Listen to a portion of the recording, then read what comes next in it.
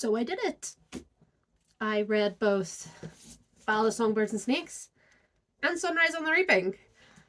And I have thoughts. For anyone who didn't watch my video where I did like a whole introduction to why I was doing this, I'll give a bit of background, but I'll try to make it brief. I was a prequel hater. Well, I wasn't a prequel hater. I always say I'm a prequel hater. I don't hate prequels. I hate when authors kind of just keep adding on and adding on and adding on to their universes without kind of exploring any new territory. I used to be extremely angry about it, but honestly, as I've gotten older, I've kind of had the mentality of get your bag. Like, if that's how you're getting your money, absolutely go for it. I'm just particularly sensitive about the Hunger Games ones because the Hunger Games trilogy was my life when I was a teenager. It's still incredibly important to me and will probably be an essential part of my life for the rest of my life. So I was always particularly sensitive about the Ballad of Songbirds and Snakes and Sunrise on the Reaping. When the final Hunger Games movie came out, I remember Suzanne Collins making a statement saying that she was going to leave Panem and write something new. And I was looking forward to that. I was very excited to see what else that she was going to come up with that was different from the Hunger Games universe, but was probably going to be just as amazing. And when that didn't happen and she announced the Ballad of Songbirds and Snakes instead in 2019, I was incredibly disappointed. And my disappointment extrapolated tenfold when I found out that the Ballad of Songbirds and Snakes was going to be about President Snow. Not just President Snow, young President Snow. And whenever we found out what the book was going to be about, I remember Entertainment Weekly was given like exclusive rights to a snippet of it. We found out that it was about a young President Snow and how he was going to be mentoring a tribute from the Hunger Games, and it's the District 12 tribute. So immediately I had assumptions, which was, oh, well, he's going to fall in love with her. And I wasn't wrong about that. But this hatred of the fact that I wasn't getting anything new from Suzanne Collins, doubled with this whole assumption that I had that the Ballad of Songbirds and Snakes was a love story with President Snow and they were going to try to make us feel bad for him, it really put me off reading it. So I didn't. I made a lot of angry videos on this channel about the Ballad of Songbirds and Snakes. The only one I would say that I would recommend watching is Thirsting for a Dictator, which is about how people were making thirst traps of President Snow after the movie came out. Because I didn't really need context of what the book was about to know that it was fucked up that people were making thirst traps of the villain of the Hunger Games. The rest of the videos, maybe my very first video where I give my thoughts about the announcement of the Ballad of Songbirds and Snakes, you could probably watch that one too. But any one where I'm just giving off and making assumptions and reading off the Wikipedia page, don't bother with that. There's no point watching those. I shouldn't have done those ones. The only reason I don't delete them is because I'm a big proponent for lost media. Like lost media stresses me out, so I don't want to, not that anyone's going to go looking for my videos, but I'm not going to contribute to any more lost media. So a couple months ago, I decided I'm going to read it. I uploaded a video explaining why I was going to read it because I finally wanted to find out, was I right or was I wrong? And it was kind of a bit of both. In the Ballad of Songbirds and Snakes case, anyway. I think a large point of my unenjoyment of the Ballad of Songbirds and Snakes came from the fact that it was written in President Snow's, Coriolanus Snow's point of view. Being in his head was like being waterboarded for, what was it, 400, 500 pages? I couldn't stand being in that man's psyche. And I know for a lot of people that was a large draw. They found it interesting. They found it fascinating being in this psychopath's head. I detested it. I couldn't bear listening to him. I did a reaction series. Those videos are also on my channel where I recorded my reactions to certain points of the book as I was reading it. I did it for Sunrise on the Reaping too. And pretty much when I finished, my main point was I hated being in this man's head. I didn't find it interesting. I didn't find it enjoyable or fascinating. I could, personally, I didn't like it. Something I was wrong about was Lucy Gray. I thought I was going to detest Lucy Greybeard because I felt like she was a Katniss clone. When I read certain points about her, because I read the Wikipedia page, I was like, she's a Katniss clone. I even made a video about it. Don't watch it. And people were annoyed about that comparison, and I can understand why now that I've read it. What I had heard was Lucy Gray sings, She's a seam girl, technically. I don't know if the covey counts as seam, really, but basically she could sing. She had an interesting reaping. She stands out to President Snow. It's just like, okay, so it's Katniss. But really, she's not. She's very good at playing the cameras. She's very confident and assured of herself. She's not as kind of socially stunted as Katniss is. I think if Lucy Gray had become the symbol for rebellion, she would have embraced it, whereas Katniss kind of didn't want it. And the only thing that bothers me about it is that a lot of people say, like, oh, the only reason President Snow hates Katniss is because he reminds her of Lucy Gray. It's like, don't do that to Katniss. Like, Katniss stands on her own. Yes, because she's a scene girl, maybe, and she sings, maybe she does remind him a little bit of Lucy Gray, but let Katniss stand as her own important character, because she came first. Whether, Lucy Gray technically came first, but Katniss was written first. And I think that's very important, and I don't like it whenever people try to be like, oh, all he sees is Lucy Gray when he sees Katniss. It's like, don't do that. Don't do that to Katniss. The bits I found most interesting about the Ballad of Songbirds and Snakes was watching the games in its infancy, watching them kind of develop the betting boards, watching how the arena was only a blown up stadium from the war, how they were just starting the sponsorships to deliver gifts to the tributes, how the whole thing with the students mentoring the tributes blew up in everybody's faces and they're like, we're not doing that again. I found all that stuff really interesting. Anything that was the whole middle part of the book where it was pretty much focused on Lucy in the games, I found that so fascinating and so interesting to watch. Whereas anytime then Snow opened his mouth or his brain and started talking, I was like, oh my god, just shut up. Just like, I forgot you were here. Can you stop ruining my enjoyment of this book? So anything that was about how the Hunger Games became what it is and how it started, I was locked in. Totally, like, I find that so fascinating.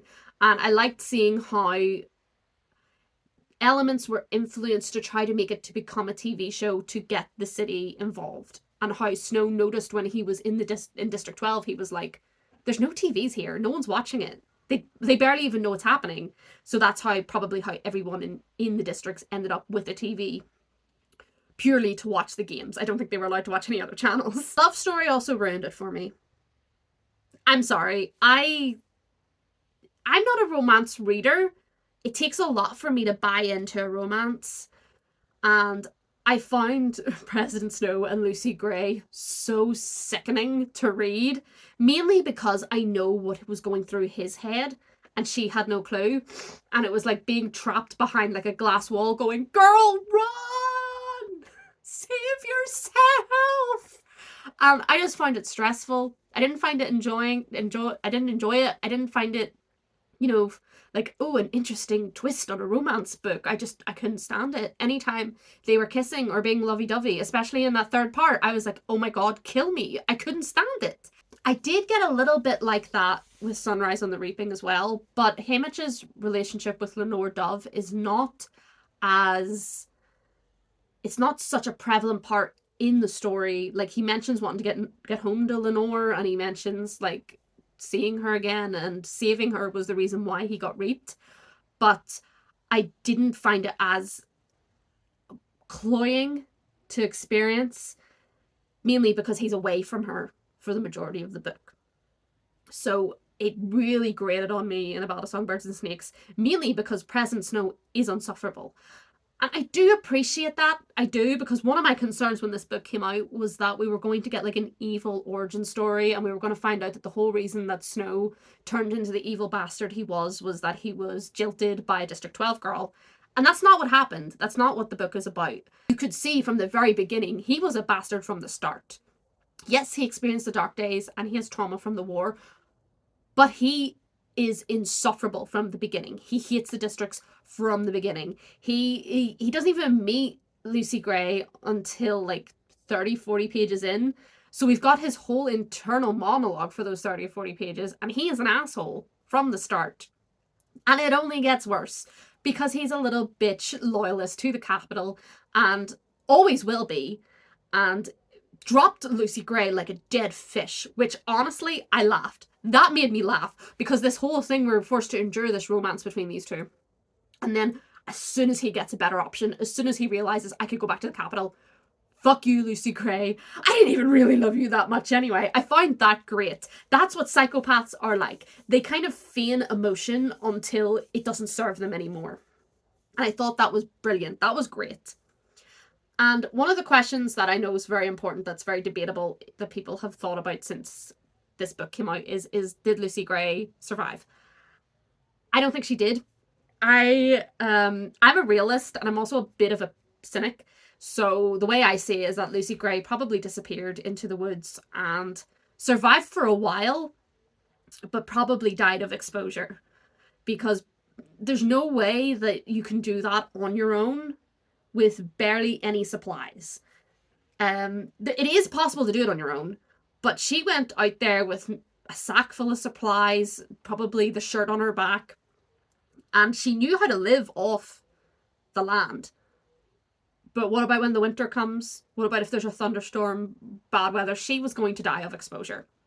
Unless she found District 13. Some people think that she found District 13, and it's like, District 13 was probably still recovering by that point. It had only been 10 years since the war ended. So District 13 was nuked on top. So and they built themselves underground. There would be a lot of the rebuilding. 10 years is not enough for that. So I doubt that she found them. And then there's another really weird theory that she's Katniss's grandmother or something like that. And I was like, how does that work? Like, I'm all for headcanons, but that one baffles me. It's like, she disappeared off into the woods. She doesn't have any descendants. I don't even think she has, like, she doesn't have blood relatives. Like, that's not how being a grandmother works. So all in all, with the Ballad of Songbirds and Snakes, I was right on certain things and I was wrong on other things. Did I find it an enjoyable book? No. I did not enjoy reading it. Well, I enjoyed reading certain parts, but being in President Snow's head was probably one of the worst experiences reading. Like, I couldn't get over the audacity of him half the time. And I know that's the point. So if we're going to talk about whether I think it's a well-written book, yes, Suzanne Collins did a great job of making this man feel like the worst motherfucker to ever walk the planet. But why she had the desire to put him in his head, I don't know. Because she says that she writes these books for a reason. And I've had a couple of weeks since I've finished this book to think about this. And I can't for the life of me figure out why she wrote this book. People say oh, she has these reasons for writing these books. She only writes a book when she feels like there's a need for it. I don't see a need for us to have ever been put into President Snow's head.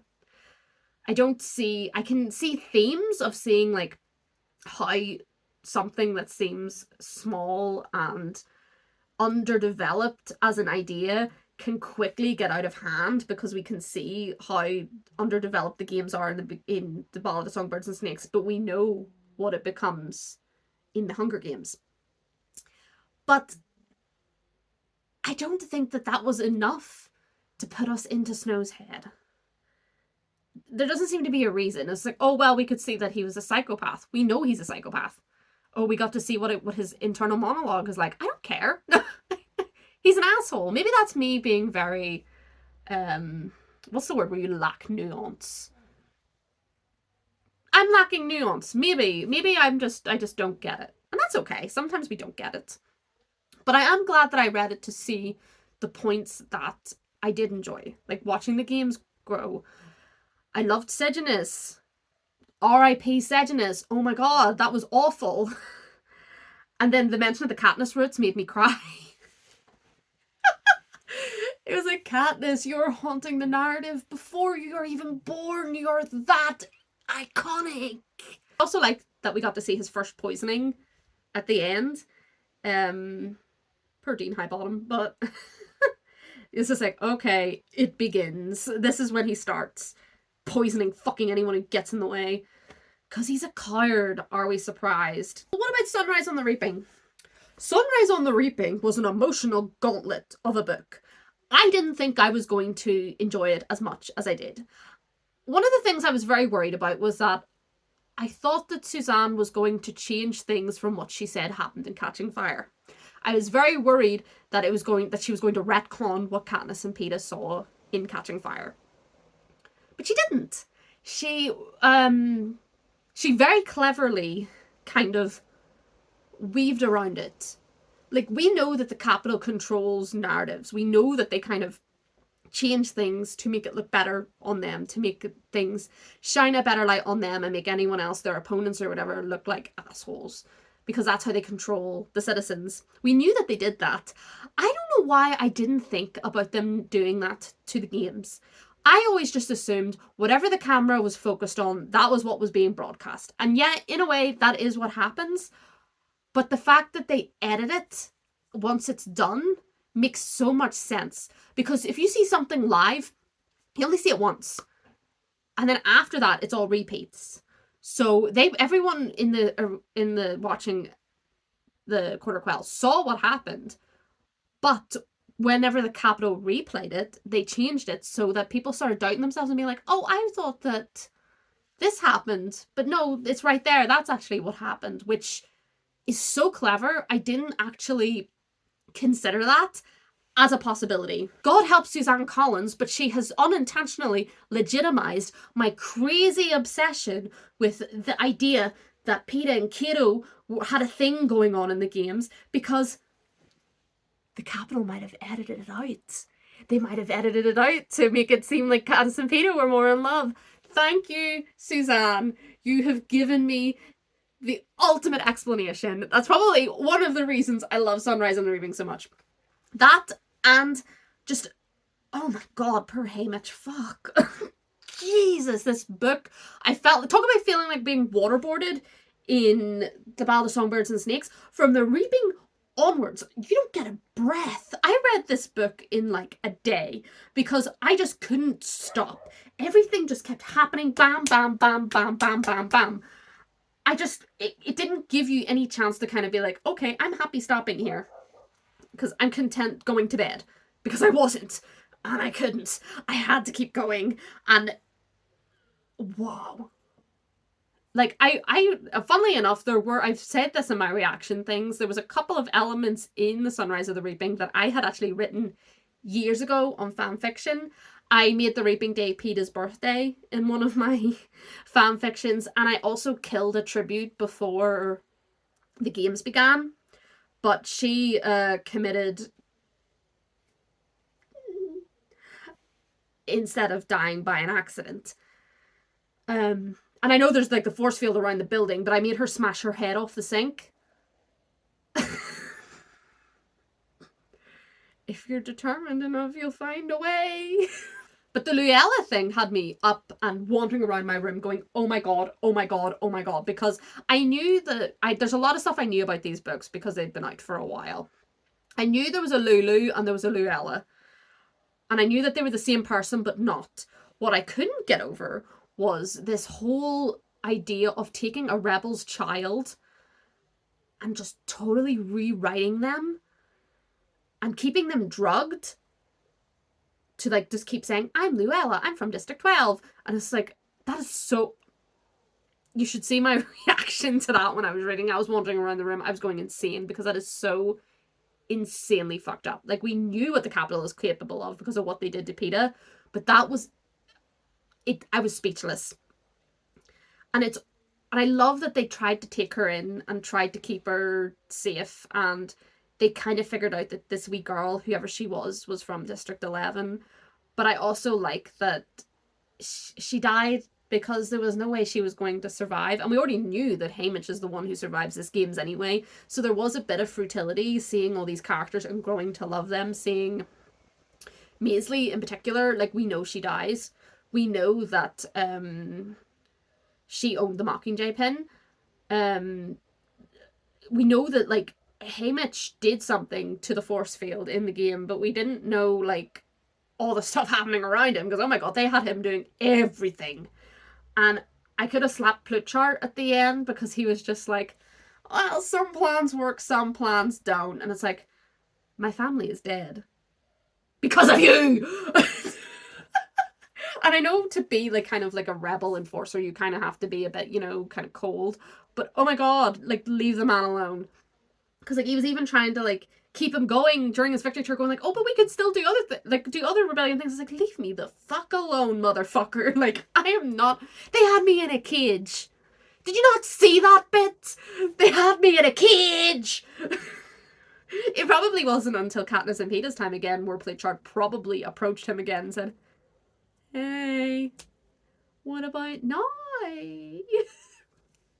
But this book was Sunrise on the Reaping was so much more emotional than Ballad of Songbirds and Snakes. I enjoyed it so much more. I cried so much more. I cried when Maisley died. I cried when she asked him would she still be a twin if she passed away. Like, would her sister Marilee still be a twin?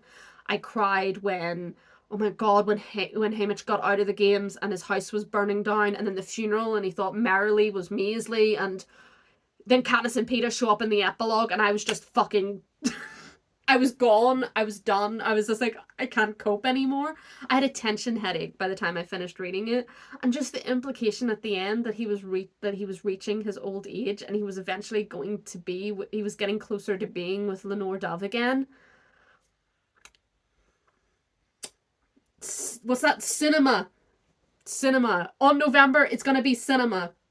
I did not have any interest in seeing the Ballad of Songbirds and Snakes movies. Still don't.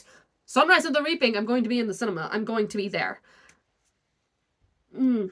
Perfect. So would I think that these books were worth reading? Yeah. I also am trying to very much be a proponent of don't judge something if you haven't consumed it yourself. I very much was taking in other people's criticism and kind of leaning towards the things that I wanted to hear. And I also read the Wikipedia synopsis of Ballad of Songbirds and Snakes, and why I did that, I don't fucking know. So stupid of me. So I'm a very big proponent of you can't really properly analyze something unless you've consumed it yourself. And I was actually a big, like, supporter of this idea even way before I decided to read these books. Like, I knew I was being a hypocrite in this instance. I knew that I was being... What's the word? I knew I was being like, oh, you should totally not judge the Odyssey unless you've seen the Odyssey movie. But then being like, have you not read the Ballad of Songbirds and Snakes and you hate it? And I would be like, shut up. Be like that kind of thing, you know? So I'm glad I did it.